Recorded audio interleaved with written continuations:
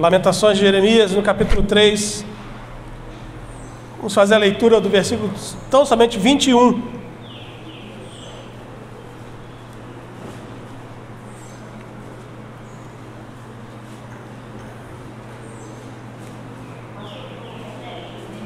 Lamentações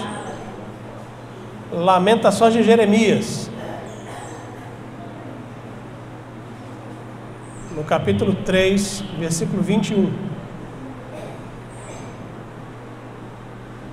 Amém? Achamos? Nos diz assim a palavra do nosso Deus: quero trazer à memória o que me pode dar esperança. Vamos todos juntos? Quero trazer à memória o que me pode dar esperança. Amém. Vamos orar. Senhor, nós te damos graças, louvamos o teu nome, te bendizemos e agradecemos a oportunidade de estar na tua casa. Agora, Deus, abrimos, ó Deus, a tua palavra e vamos meditar a respeito dela. Ilumina, ó Deus, o nosso coração, a nossa mente, para aprendermos, ó Deus, mais da tua palavra e do Senhor. Nós te agradecemos em nome de Jesus. Amém. Quero trazer à memória o que me pode dar esperança. Essa foi a oração do profeta Jeremias. O tema principal do livro de Lamentações é o sofrimento. Esse sofrimento sobreveio a Jerusalém quando Nabucodonosor capturou a cidade, foi lá e assaltou, tirou e capturou a cidade em 586 a.C. Jeremias expressa ali a sua inconsolável tristeza por causa da agonia da cidade ou do povo, porque Jerusalém já não estava mais habitável. A grande maioria do povo tinha sido levado cativo. Então, por isso o texto de Lamentações.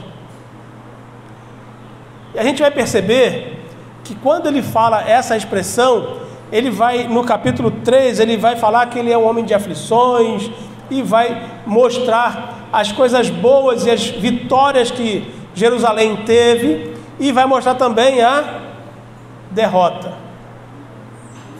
E aí ele vai mostrar a derrota justamente por causa da tomada de Jerusalém por Nabucodonosor.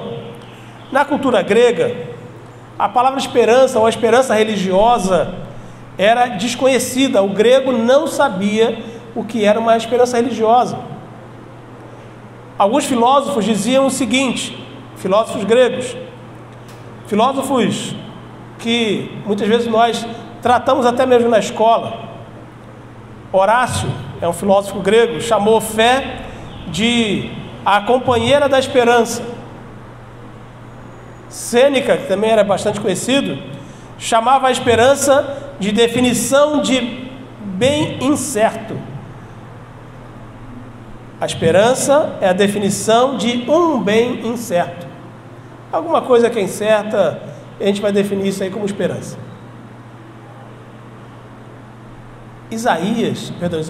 Jeremias, ele vai chorando diante de Deus, fala assim: olha, Senhor, eu quero trazer à minha memória o que me pode dar esperança. Esperança de quê? De dia melhor, de algo novo, de vitória. Na lição que nós estudamos, na realidade os irmãos estudaram hoje, vai falar a respeito das três pragas, da 7, 8 e 9. E vai mostrar ali que Deus ele vai, através do seu poder e da sua autoridade, demonstrar que os deuses do Egito não tinham nenhuma autoridade, nenhum poder sobre eles. E vai fazer com que os deuses do Egito sejam envergonhados diante da palavra de Moisés e diante do próprio Deus Todo-Poderoso. Mas por que Deus age dessa forma? Porque o seu povo, de antemão, quando Deus chama Moisés lá no capítulo 3, Deus fala com Moisés assim: o meu povo está clamando, eu ouvi a sua voz, o seu clamor. Aqueles que estão sobre eles, estão dominando sobre eles, eles já não aguentam mais. Então, a voz do povo chegou aos meus ouvidos. E agora você vai até lá e vai tirar o povo do Egito. O povo queria algo novo, queria uma esperança, queria sobreviver. Estava clamando, pedindo ao Senhor ajuda. Hoje, muitas vezes, nós estamos vivendo e buscando do Senhor algo que traga ao nosso coração esperança, motivo. Por que nós sorrimos? Por que nós vivemos? O que nos motiva a continuar? Nós temos que estar motivados para continuar a nossa caminhada.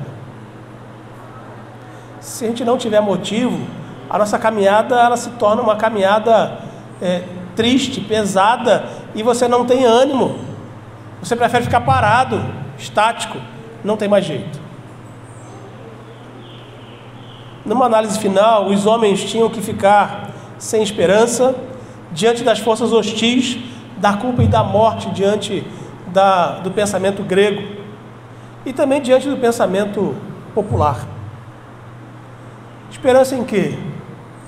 Nós temos esperança que o Brasil vai melhorar, de que o mundo vai melhorar? Não tem essa esperança, irmãos. Não tenha. A Bíblia diz que nos últimos tempos seriam bem difíceis. E nós estamos vivendo um tempo que as coisas estão cada dia pior. Nós não vivemos o tempo de Sodoma e Gomorra, mas parece que Sodoma e Gomorra se instalou no nosso tempo. O problema não é só no Brasil, é no mundo inteiro. Nós estamos errados, eles estão certos. Nós não podemos falar absolutamente nada, eles podem fazer tudo e qualquer coisa. Mas nós temos que ter a certeza de que a nossa luta não é contra a carne ou sangue. A nossa luta é contra o diabo e seus demônios, que vai trazer ao coração do homem o pecado, vai trazer ao coração do homem toda a sorte de coisas que vêm fazer com que eles se afastem cada vez mais de Deus. E nós não podemos nos desmotivar por causa disso. O nosso coração, a todo tempo, a cada momento, tem que estar suplicando ao Senhor por esperança. Senhor, traz à minha mente o que me pode dar esperança. A esperança, a nossa esperança, ela vem do Senhor. O que me pode dar esperança? No texto aqui de Lamentações, a expressão trazer à memória é igual a fará voltar ao coração. Traz de volta ao meu coração a esperança.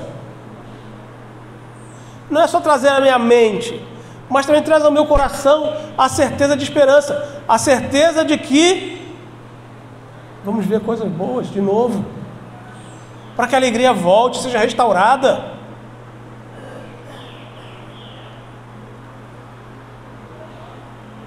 Diante disso, irmãos, eu quero trazer com os irmãos aqui rapidamente 3 personagens bíblicos e nós vamos meditar bem rápido em relação a cada um deles. O primeiro deles, o José do Egito. Todos nós conhecemos a história do José do Egito. José era o filho caçula. Vocês lembram o nome do pai dele? Qual é o nome do pai de José? Isaac, Jacó, Israel, quem? Jacó, graças a Deus, né? Isso.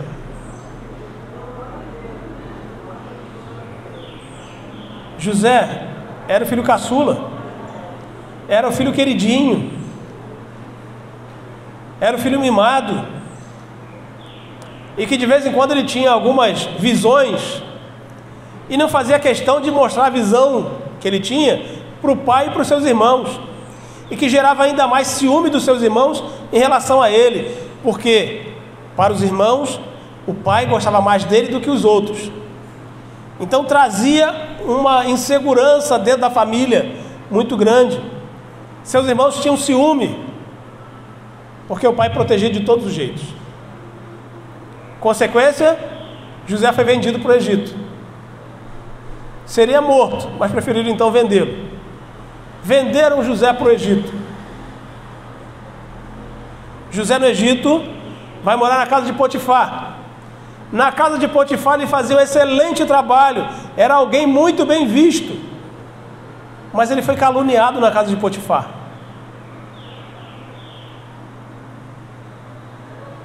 Qual era a condição de José diante do que aconteceu na casa de Potifar? Morte.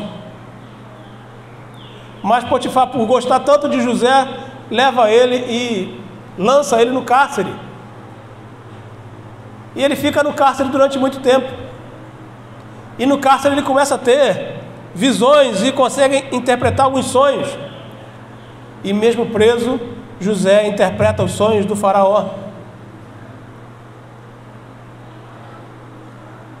E quando a gente vai olhar a história de José, quando ele é preso, quando ele é vendido pelos irmãos e depois caluniado na casa do Potifar, José podia muito bem falar assim: Senhor, traz ao meu coração o que me pode dar esperança de dias melhores.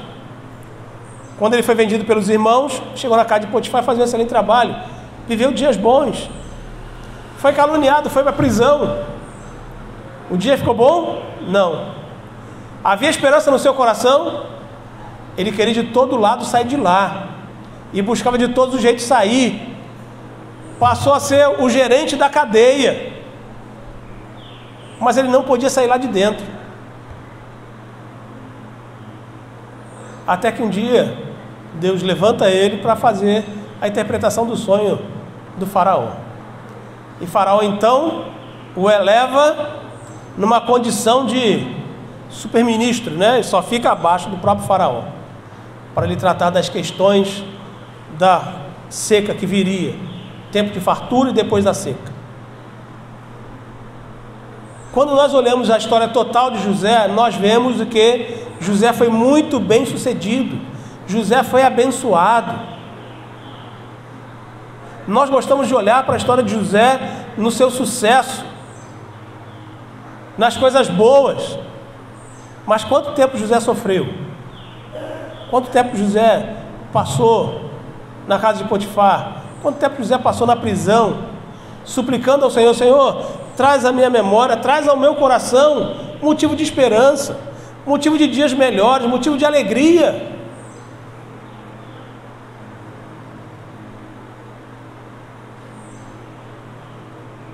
José, quando estava já na superintendência abaixo de Faraó, ele reconhece os seus irmãos e arruma uma estratégia para poder estar a sós com ele. Ele descobre que tem um irmão ainda mais novo que ele e cria uma estratégia para que esse irmão venha, Benjamim venha para o Egito. Trouxeram Benjamim, ele aprisionou Benjamim.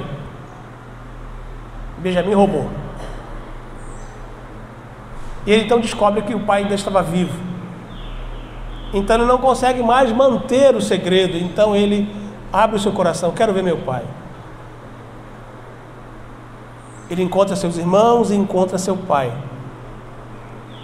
Quero trazer o coração, quero trazer a minha memória o que me pode dar esperança.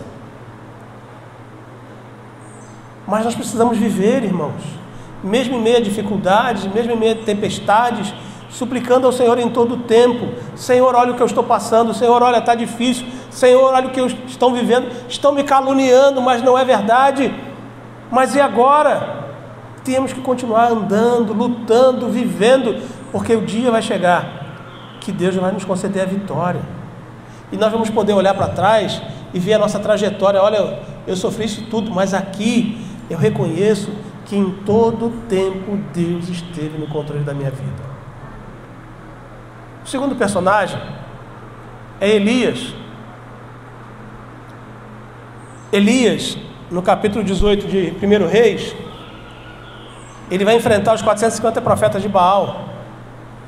E o Elias lá enfrenta com toda fé, hombridez e segurança. E ele se coloca uma pessoa segura, uma pessoa completamente, mesmo sozinho, ele se coloca sério, certo de que Deus está ao seu lado. Quando tudo é resolvido, os 450 profetas de Baal não conseguem realizar o que eles tinham que fazer, E ele faz uma oração e Deus responde de imediato. Então ele dá ordem que os profetas sejam mortos. Os profetas são mortos. Jezabel então manda um recado para ele: olha, tenha certeza que eu vou mandar te matar e você vai morrer. O que acontece com Elias? Esse homem, que nós vamos dizer assim, homem de Deus, que acreditava no Senhor, que a sua oração fazia.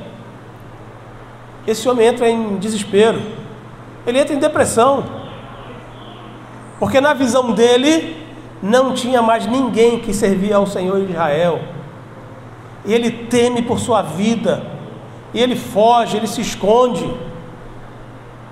e Deus o mantém. Olha, tem gente que está do seu lado, não há ninguém, eu estou sozinho, vão me matar ali na esquina, ou quando eu for fazer isso ou aquilo, tira a minha vida, Senhor.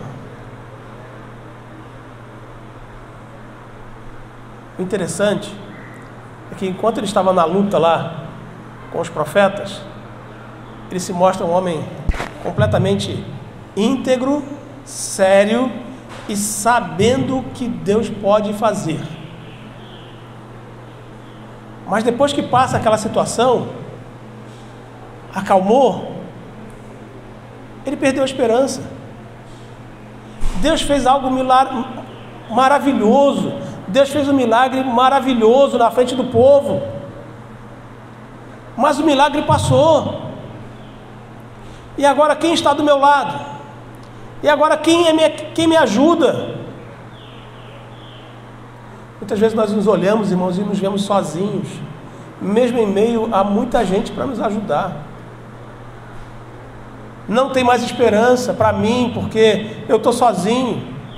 Ninguém pensa igual a mim, ninguém quer fazer aquilo que eu acho que tem que ser feito. E nós entramos em depressão e não consideramos mais ninguém ao nosso lado. Esquecemos de Deus, esquecemos da promessa do Senhor. Ele só melhora quando Deus fala assim: olha, ainda tem tantas mil pessoas lá em Israel que adoram o Senhor e só adoram o Senhor. Mas ele passou um momento sombrio na sua vida. Nós vamos dizer que Elias perdeu a fé? Claro que não. Não mesmo. Mas foram momentos que ele atravessou o deserto, assim como José também atravessou o deserto. Momentos de insegurança, que a esperança fugiu do seu coração, que não tinha mais jeito, não tinha mais solução. Eu lembro do povo lá no Egito, que já orava a Deus: e agora, o que vamos fazer? Não tem mais solução, não tem mais jeito. Como vamos sair daqui? E a cada praga, Faraó dizia: não, pode sair, mas saem só os homens. Pode sair só para adorar, mas depois volta. Pode sair ninguém. Nós aprendemos hoje também que o Deus mais importante da história do Egito era o Deus Ra, que era o Deus Sol. E o Deus Sol era o Deus que mantinha a vida, e que a vida era renovada, porque quando o sol apontava lá, ele renovava toda a vida e toda a esperança. E durante 3 dias não houve sol, escuridão, que as pessoas não podiam ver nem o vulto, não enxergavam nem o vulto de tão escuro que estava. Obrigado. De tão escuro que estava. Cadê a autoridade do Deus Ra? Não tem, é inexistente. O terceiro personagem é o próprio Jeremias. Jeremias, no capítulo 1 de Lamentações, ele vai lembrar as glórias de Israel. Israel era um povo glorioso, lembrou o passado do povo, o passado de tão grandes coisas maravilhosas que aconteceu no povo. Tantas bênçãos Deus já tinha derramado sobre a vida do povo. No capítulo 2 ele vai lembrar das falsas visões de glória, da glória futura. Deus vai continuar abençoando o povo, Deus vai fazer isso, Deus vai fazer aquilo. Falso. É falso. Porque o povo estava afastado do Senhor. O O povo de Deus estava afastado e não lembrava de Deus, não cultuava o Senhor. E quando cultuava ao Senhor, cultuava com falsas adorações.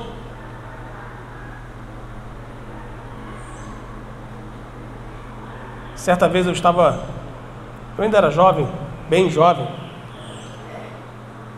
e nesse dia minha mãe teve que me levar à igreja quase que no cabresto, porque eu queria ficar em casa, porque era jogo do Fluminense, e o Fluminense estava disputando a final de um campeonato carioca, não sei,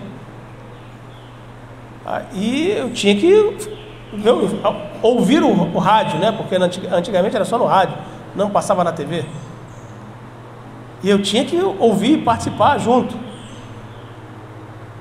E naquele dia eu estava muito ansioso, com o coração longe da igreja.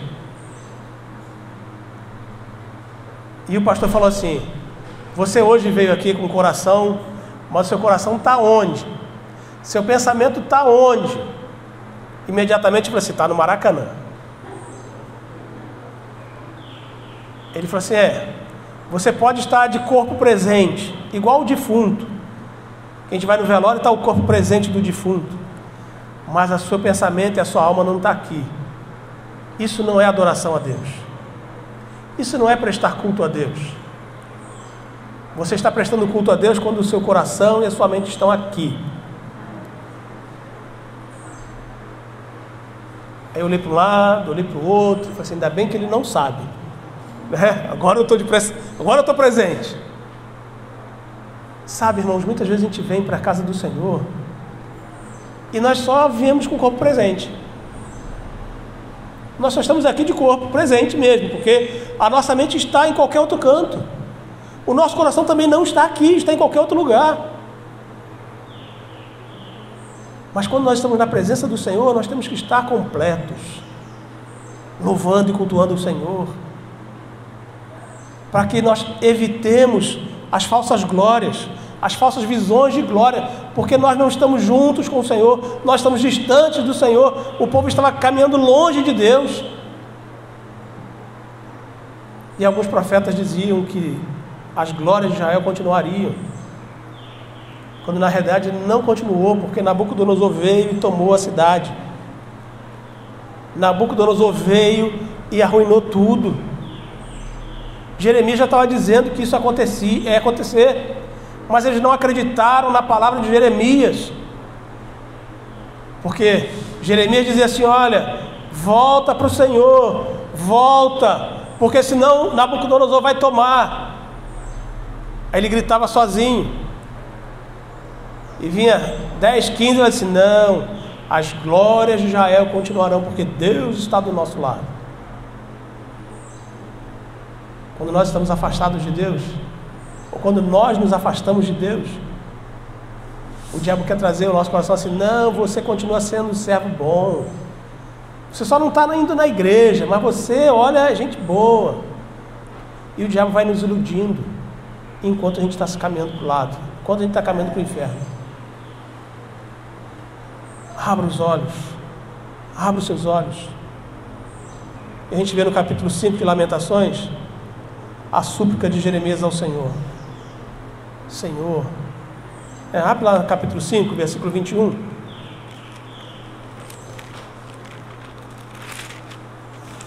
Capítulo 5, versículo 19 até o 21. Jeremias diz assim: tu, Senhor, reinas eternamente, o teu trono subsiste de geração em geração. Por que te esquecerias de nós para sempre? Por que nos desampararias por tanto tempo? Converte-nos a ti, Senhor, e seremos convertidos. Renova os nossos dias como antes. Ele ora e suplica ao Senhor que o coração do povo volte de novo a louvar e a cultuar o Senhor como antes. Traz de novo, Deus, os tempos bons lá atrás. Quero trazer à memória o que me pode dar esperança. Jeremias queria trazer de volta e suplicava ao Senhor esses tempos de glória, mas não os tempos passados, mas agora dias novos. O povo lá em Êxodo suplicava ao Senhor a salvação, a tirada do opressor, a saída do opressor, queria tempos novos.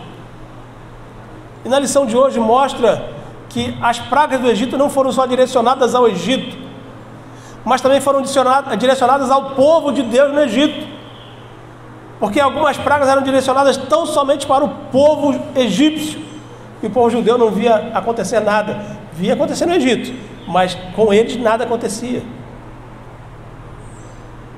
para que eles pudessem entender que o Deus que eles servem e serviam estava ao lado deles em todo o tempo. Enquanto os egípcios estavam enfrentando a escuridão que não viam absolutamente nada, os israelitas tinham luz, porque as velas acendiam. No Egito não acendia, mas para os judeus acendia. Entenda, irmãos, nós hoje vivemos dias difíceis. A pergunta que surge diante do que já não foi exposto aqui: o que me pode dar esperança? O que me pode dar esperança? O que me pode trazer a esperança no mundo que nós vivemos hoje? Nós temos esperança na vacina? Nós temos esperança nos nossos governantes? Nós temos esperança que os dias vão melhorar? A nossa esperança ela tem que estar firmada no Senhor. Nós temos que ter o nosso coração certo de que somente no Senhor e somente Deus pode nos dar esperança. Independente daquilo que vamos viver, independente daquilo que vamos passar, independente daquilo que estamos vendo, só Deus pode nos dar esperança. Temos que entender que a nossa esperança vem do Senhor. Mesmo que vivamos ou estejamos passando por momentos difíceis, assim como viveu esses três personagens, José, Elias e Jeremias, Deus tem um propósito para tudo isso. Deus tem um propósito para a nossa vida. Assim como Deus tinha um propósito na vida desses três personagens, Deus tem um propósito para a gente. E eu tenho certeza que Deus nos honrará com a sua presença e a sua glória. Nós não aguardamos dias melhores aqui, nós aguardamos o nosso troféu e nossa recompensa, que é o céu. A nossa esperança está em Jesus, porque nós vamos herdar o céu. Então, assim como os nossos irmãos judeus queriam sair do Egito, estarem livres da opressão, estarem livres de uma vez por todas daquele que os oprimia, nós também, a nossa esperança é estar no céu, está em Jesus, e nós receberemos isso com toda certeza. Deus nos abençoe, em nome de Jesus, amém? Vamos ficar de pé, queridos, por favor. Vamos orar. Deus Todo-Poderoso, nós te damos graças, glórias, e agradecemos ao Senhor, porque o Senhor traz ao nosso coração a esperança, Deus, que ninguém pode dar, que esse mundo não nos concede, não nos dá, mas nós temos a esperança, Deus, de que no Senhor nós alcançaremos vitória. Podemos, ó Deus, passar por momentos difíceis, por desertos, ó Deus, que nós não podemos enxergar o fim, mas sabemos que o Senhor está ao nosso lado, nos orientando, nos guardando e nos guiando. E sabemos, ó Deus, que alcançaremos a vitória quando o nosso coração, quando a nossa mente, quando o nosso ser está completamente confiante e olhando para Ti. Ó Deus, recebe, ó Deus, a nossa adoração, recebe o nosso louvor, fala, Deus, ao nosso coração, ministra, Deus, as nossas vidas, e que possamos, ó Deus, em todo o tempo, ter esperança no Senhor, de que o Senhor ouve o nosso clamor, ouve a nossa oração, assim como o Senhor ouviu a oração do Teu povo que estava no Egito, assim como ouviu a oração do José, do Elias, do Jeremias, ouça também, ó Deus, a nossa oração, o nosso clamor, porque, ó Deus, nós dependemos do Senhor e só em Ti nós esperamos. A nossa esperança está completamente em Ti, e em Ti nós aguardamos. Abençoa, ó Deus, a tua igreja. Que sejamos, ó Deus, sal e luz nesse mundo, ó Deus, que vive em desesperança. Que possamos, ó Deus, usar a nossa voz e dizer, ó Deus, a todo mundo que só o Senhor nos dá a esperança de vida. Que nos abençoe, ó Deus, que o Teu Espírito Santo esteja sobre as nossas vidas e que estejamos esta noite na Tua casa para juntos louvarmos e bendizermos ao Senhor mais uma vez. Te agradecemos em nome de Jesus. Amém.